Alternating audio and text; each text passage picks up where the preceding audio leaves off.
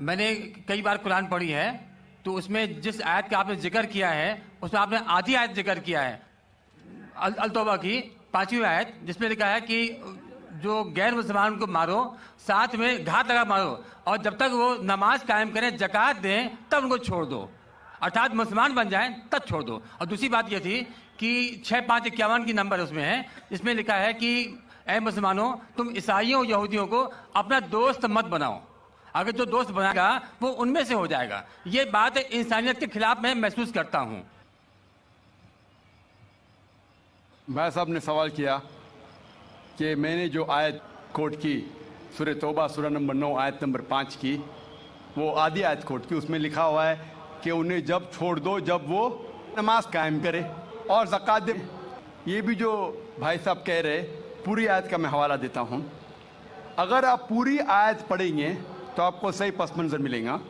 जैसे मैंने कहा था मेरी तकरीर में, हवाला तो दिया, आयत नंबर 5 में लिखा है सूरह तौबा सूरह नंबर 9 में कि अल्लाह सुब्हाना व तआला मुशरिकीन मक्का को 4 महीने का वक्त देते सुधरने का, वरना ऐलान जंग। और जंग के मैदान में लिखा हुआ है कि जहाँ भी आप मुशरिकों को पाएंगे उनका कत्ल करो। Wait for them in every stratagem of war, उनका इंतज़ार करो और मैदान जंग में उनका कत्ल करो। लेकिन अगर वो रिपेंट करे, मतलब माफ़ी मांगे, कई वजह है, अगर वो माफ़ी मांगे, नमाज पढ़े और ज़कात दे तो छोड़ सकते हैं। मतलब वो इस्लाम को कबूल करे या वो सिर्फ अमन चाहते हैं। तो कई ऑप्शंस दिए गए हैं। एक ऑप्शन है कि अगर वो रिपेंट करे, माफ़ी मांगे, इस्लाम को कबूल करे तो भी छोड़ दीजिए, या वो अमन चाहते हैं और इस्लाम कबूल नहीं भी करे तो भी छोड़ दो। आगे आयत में लिखा, आयत नंबर 6 में, आयत नंबर 6 भी उसके साथ है ना, कि अगर वो अमन चाहते हैं तो उनको हिफाजत से ऐसी जगह पर ले जाओ जहाँ के वो महफूज है। तो बहुत से ऑप्शंस दिए गए हैं। लेकिन अगर वो आपसे झगड़ा करना चाहते हैं मैदान जंग में तो उनका कत्ल करो। अगर झगड़ा करना चाहते तो कत्ल करो, अगर झगड़ा करना नहीं चाहते हैं, बोलते अमन चाहते तो छोड़ दो, अगर वो माफी मांगते, इस्लाम कबूल करते, फिर भी छोड़ दो।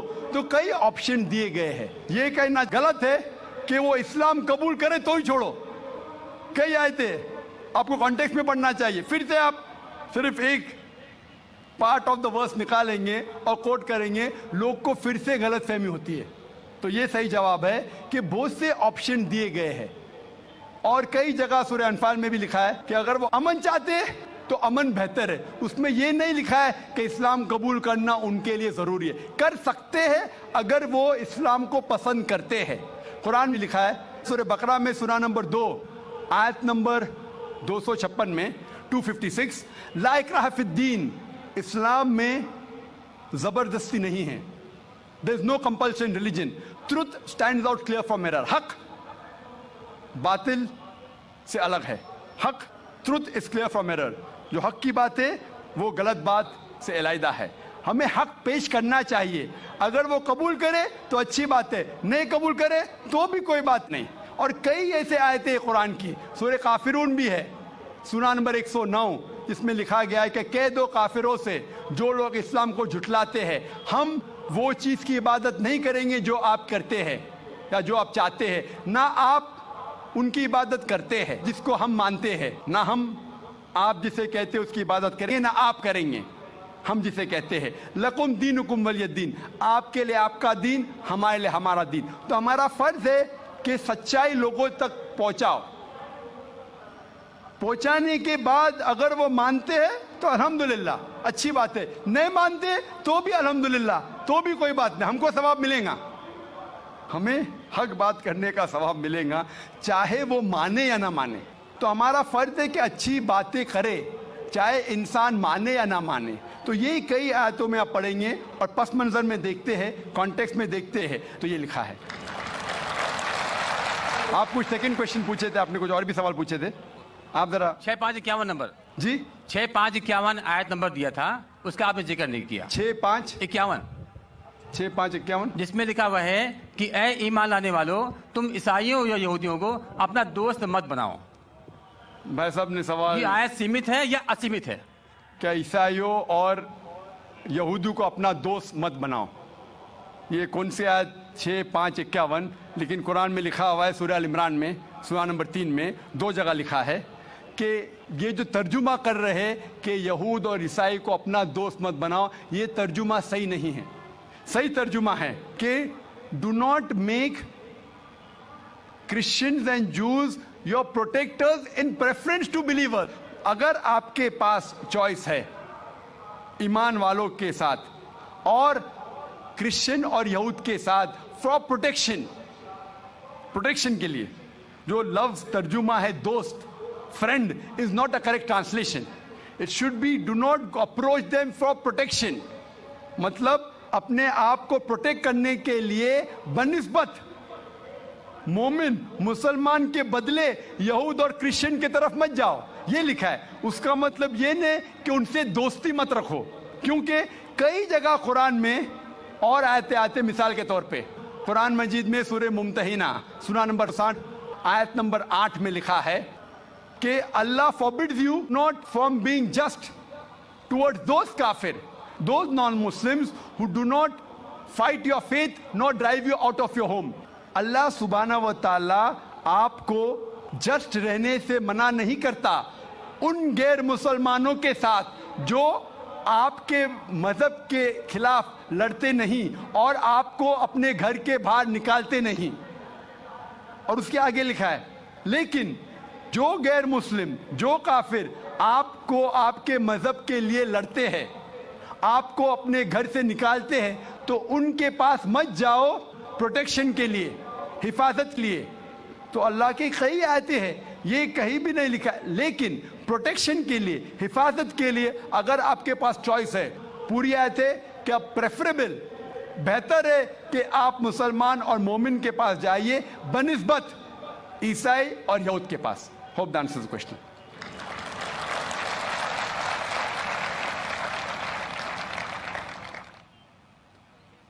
अब हम ख़वातीन के शोबे की तरफ चलते हैं और वहाँ से कोई हमारी नॉन मुस्लिम बहन अगर सवाल करना चाहें तो कर सकती हैं। There's no non-Muslim as of now. हम फिर एक नॉन मुस्लिम भाई की तरफ चलते हैं जो सवाल करना चाहते हैं। मेरा नाम संजय है और प्रोफेशन से मैं इंजीनियर हूँ। मेरा सवाल एक है, ये अपना हिंदुस्तान में जो है, पहले हिंदुज़म आया, बाद में बुद्धिज़्म आया, बाद में जैनिज़्म आया और लास्ट में जाके सिखिज़्म आया। ये सब में कभी भी ऐसा झगड़ा लफड़ा बिपड़ा कुछ भी नहीं हुआ। इधर से जितना भी आया, जैसे जूइश है, बाद में क्रिश्चियंस है, बाद में इस्लाम है, ये तीनों में 1400 साल होने के बाद भी अभी तक क्यों लड़ाई झगड़े हैं? पहला सवाल ये है। दूसरा सवाल, आप जो टेररिस्ट का जो भी कुछ डेफिनेशन दिए वो तो ठीक है, जान दे दो, मगर टेररिस्ट लोग इस्लाम को बदनाम करते, कुछ भी हो आप उसके अगेंस्ट ये जो काम कर रहे हैं ये बहुत अच्छा है। दूसरी बात, ये अभी जो इराक में वो अच्छा काम नहीं किए, कोई भी हो, मुसलमान हो, हिंदू हो, रिलीजियस प्लेसेस को ऐसा नहीं करना चाहिए। जरा बराबर से सवाल। भाई साहब ने 2 सवाल पूछा है। पहला सवाल पूछा है कि हिंदुस्तान में पहले हिंदू धर्म आया, हिंदुइज्म आया, फिर बुद्धिज्म आया, फिर जैनिज्म आया, फिर सिखिज्म आया, लफड़ा झगड़ा नहीं हुआ। लेकिन ये जुडाइज्म, क्रिश्चियनिटी, इस्लाम में हमेशा झगड़ा है। क्यों? आप शायद अपने मजहब के बारे में नहीं जानते। आपने महाभारत पढ़ी? महाभारत पढ़ी आपने? पूरी महाभारत में झगड़ा ही झगड़ा है।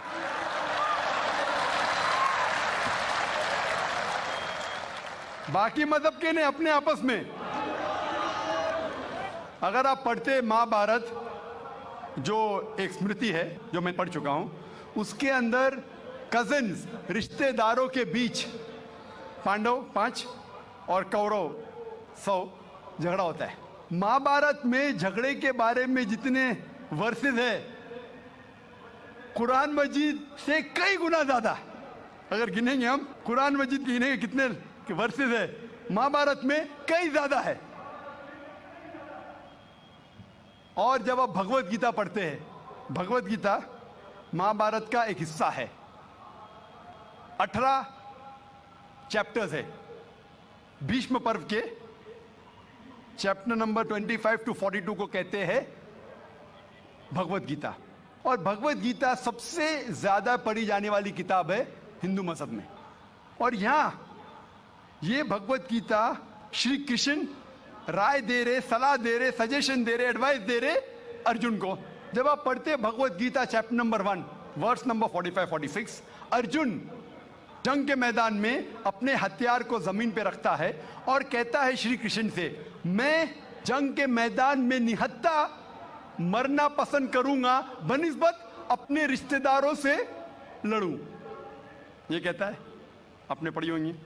उसके फौरन बाद चैप्टर नंबर 2 वर्स नंबर 2 और 3 में श्री कृष्ण कहते हैं अर्जुन से, अर्जुन तुम इतने बुज़दिल कब से बन गए, तुम नपुंसक कब से बन गए?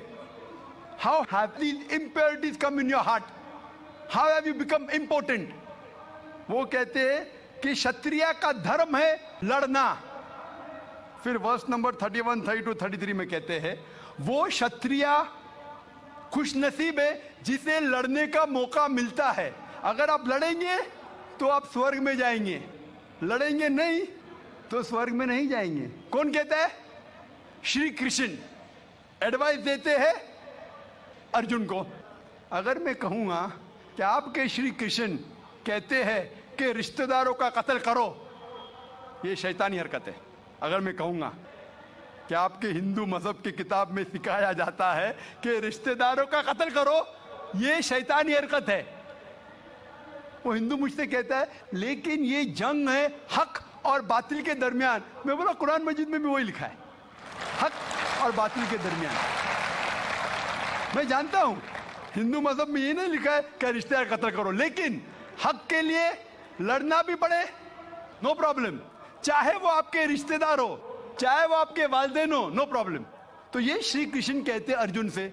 और जो क्रिटिक्स ऑफ इस्लाम उछालते मोहम्मद सल्लल्लाहु अलैहि वसल्लम की हदीस को, सही बुखारी की जिल्द नंबर 4 हदीस नंबर 46 किताब जिहाद में अल्लाह के रसूल कहते कि जो भी मुजाहिद जिहाद के लिए जाता है, अगर उसका कत्ल होता है तो वो जन्नत पे जाता है, अगर वो जिंदा वापस लौटता है तो उसे इस दुनिया का माल मिलता है।